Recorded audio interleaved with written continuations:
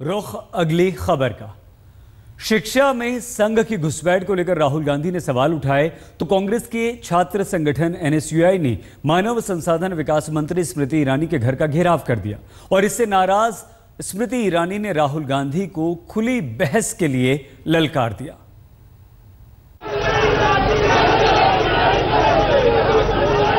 राहुल गांधी और स्मृति ईरानी के बीच जुबानी तनातनी के बीच ये हंगामा।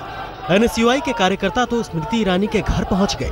शिक्षा में संघ की घुसपैठ पर सवाल जवाब से पहले हंगामा करने लगे। राहुल ने गुरुवार को ही एनएसयूआई कार्यकर्ताओं से कहा था, शिक्षा में संघ की घुसपैठ को लेकर वो चुप न बैठे, अपना विरोध जताएं, घेराव करें। फिर क्या था, उस आदेश पर अमल हो गया। एनएसयूआई के कार्यकर्ताओं ने स्मृति ईरानी का घर घेर लिया। स्मृति ईरानी तब घर पर नहीं थी, लेकिन घेराव की खबर मिलते ही राहुल के खिलाफ ट्वीट वार शुरू कर दिया। राहुल गांधी, आपने कल एनएसयूआई से अराजकता फैलाने को कहा। आज आपके गुंडे मेरे घर पर आए जब मैं काम से बाहर थी। राहुल गांधी, आप अगली बार से अपनी लड़ाई खुद लड़े। एनएसयूआई की आड़ मत लीजिए। मैं जल्द अमेठी आ रही हूँ, वहीं मिलेंगे। राहुल गांधी, आप जगह और वक्त बताएं। मैं शासन और शिक्षा जैसे मुद्दों पर बहस के लिए तैयार हूँ। इन ट्वीट से जाहिर है राहुल गांधी और स्मृति ईरानी के बीच तनातनी पहले ही जारी है। अमेठी से लेकर एनएसयूआई में राहुल गांधी के बयानबाजी के बाद से ही जुबानी जंग का सिलसिला शुरू है। आरएसएस की शाखा को देखिए, उसमें लाइन लगती है, सीधी लाइन होती है, बिल्कुल यूं। उसमें किसी बंदे ने चू कर दिया, उसी के ऊपर लाठी बरसा दी जाती है। एक विचारधारा, अगर आपने किसी आरएसएस या बीजेपी के नेता से बात की है, एक ही विचारधारा है, भैया पूरी दुनिया ऐसी ही चलती है और कुछ है ही नहीं। मुझे लगता है कि उन्हें सुनी सुनाई बातों पर ज्यादा विश्वास है, तथ्यों पर कम, और इसीलिए शायद वो तथ्यहीन बातें कर रहे हैं। अब तो स्मृति ईरानी ने खुली बहस का आमंत्रण दे दिया है राहुल गांधी को।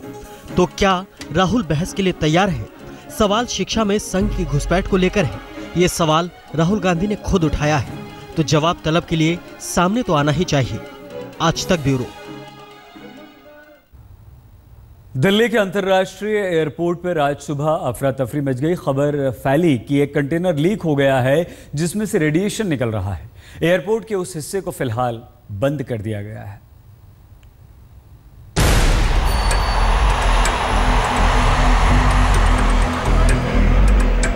दिल्ली के इंदिरा गांधी अंतर्राष्ट्रीय एयरपोर्ट के कार्गो से जब ये खबर निकली कि अंदर कोई रेडियोएक्टिव जैसा पदार्थ लीक हो रहा है, तो एयरपोर्ट में हड़कंप मच गया।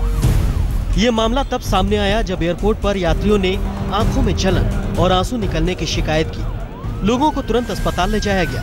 डॉक्टरों ने यह खुलासा किया है कि आंखों में जलन किसी रेडियोएक्टिव पदार्थ में रिसाव की वजह से हो रहा था।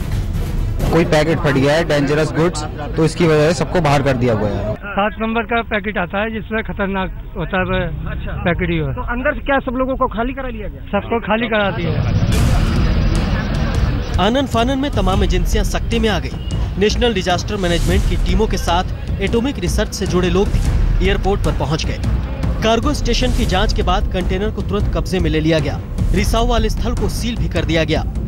अभी जो मैसेज आया एयरपोर्ट से, और वहाँ हमारे जो एनडीआरएफ की टीम भी पहुँच गए और हमारा एटॉमिक एनर्जी वाले जो एक्सपर्ट्स है वो भी पहुँचे, और जो लीक हुआ है उसको भी रोक लिया गया है और खतरा का कोई बात नहीं है। बताया गया है कि इस्तांबुल से तुर्की एयरलाइंस में सोडियम आयोडीन क्लास 7 की खेप आई थी। ये कम क्षमता का रेडियोएक्टिव पदार्थ है।